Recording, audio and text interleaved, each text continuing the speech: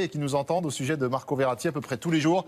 Dans l'équipe du jour, après ses excuses avant-hier, nos confrères de l'équipe qui évoquent la volonté toujours présente de Marco Verratti d'aller à Barcelone d'ici la fin de l'été. Verratti, c'est pas encore fini donc pour son avenir au Paris Saint-Germain.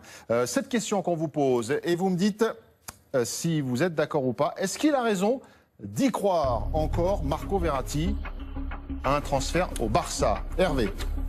Marco, non, tu n'as pas raison d'y croire. Pierre. Et pourquoi pas? Ah, Gilles, est-ce qu'il a raison d'y croire encore, Verratti? Non. Non. J'aimerais vous écouter, Gilles, parce qu'on était assez, pas affirmatif, mais après ses excuses et la manière dont il a formulé tout ça, on s'était dit que ça va peut-être le calmer et que cette fois-ci, il serait décidé à mettre fin à ce feuilleton. Visiblement, non. Hein. Non, mais c'est pas. Je dis non parce que je dis non pas pour ça, parce qu'il fait le garnement depuis 2 mois. Il nous fatigue. Franchement, il nous fatigue. Mais c'est pas pour ces raisons-là. C'est que Barcelone s'est mis sur 4-5 joueurs de très haut niveau, n'ont pas fait une seule offre à aucun club. Je pense que financièrement, ils n'ont aucune manne d'argent pour acheter, disponible pour acheter. Parce que les gens font pas le distinguo entre acheter et payer des salaires. C'est 2 choses différentes. Les salaires, c'est sur une exploitation d'un club.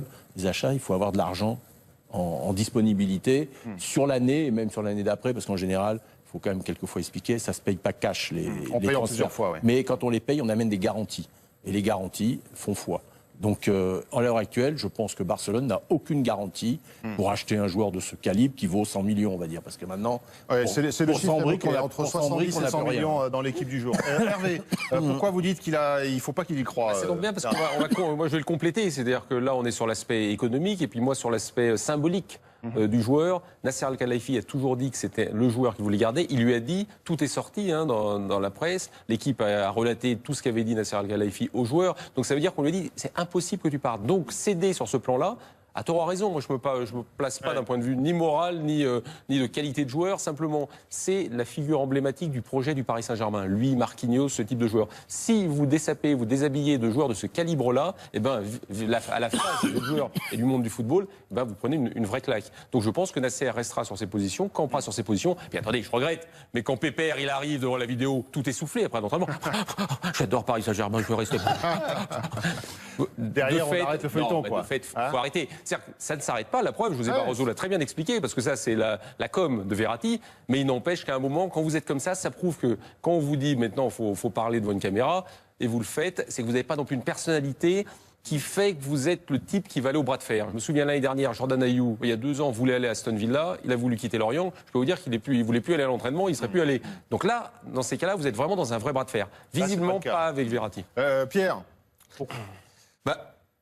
Déjà, c'est un feuilleton qui dure depuis tellement longtemps qu'on imagine mal s'arrêter là comme ça d'un coup. C'est un peu la saga de TF1 avec Francis Perrin ou je sais pas qui, tu vois, qui dure tout l'été. Ça peut durer encore hyper longtemps.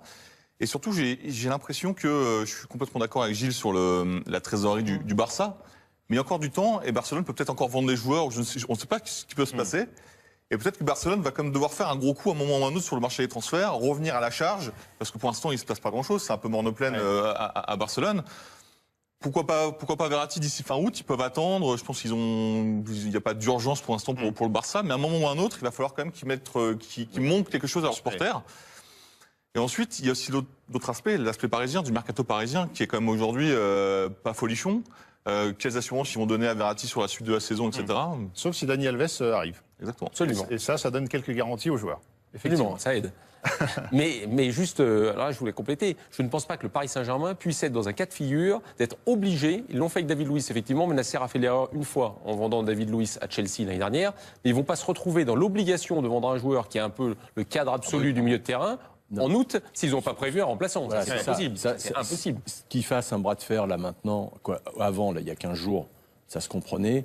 Mais ça, le Paris Saint-Germain ne laissera jamais partir le 15 août. Hein. Ah non, c'est fini. Un joueur de ce calibre, il ne part pas le 15 août. Donc il a tout faux pour conclure là-dessus, à vous Oui, écouter. il a tout faux depuis un moment, oui, c'est tout à fait. Oui. Il a tout faux. Ce qui est bizarre, si vous voulez, c'est cette stratégie du côté good cop, bad cop, c'est-à-dire entre l'agent qui met des tarlouses et puis l'autre qui arrive et qui dit non, j'ai pas tout à fait dit ça, etc. Alors qu'on sait, c'est exactement ce qu'il pense. Ce qui est étonnant, c'est que malgré tout, ce feuilleton-là, il est encore un espoir ou une envie de partir. C'est très simple. S'il avait vraiment des garanties du Barça, il y a un mois, puisque ça a commencé il y a un mois.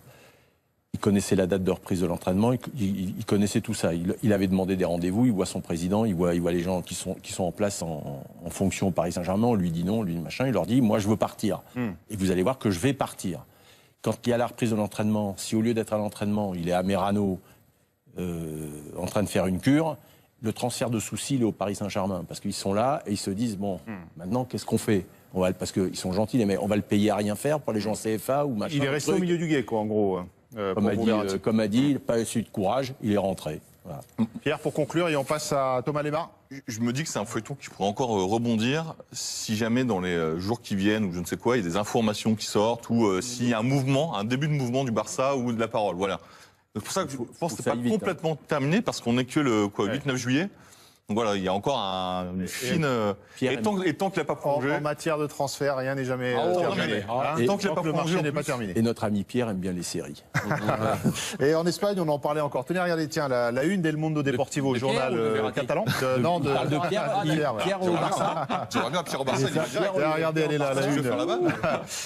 El Mundo Deportivo, Despacito, vous êtes d'accord? C'est doucement. En gros, on relaie la tactique du Barça, c'est de calmer le jeu. Let it go, pay my back.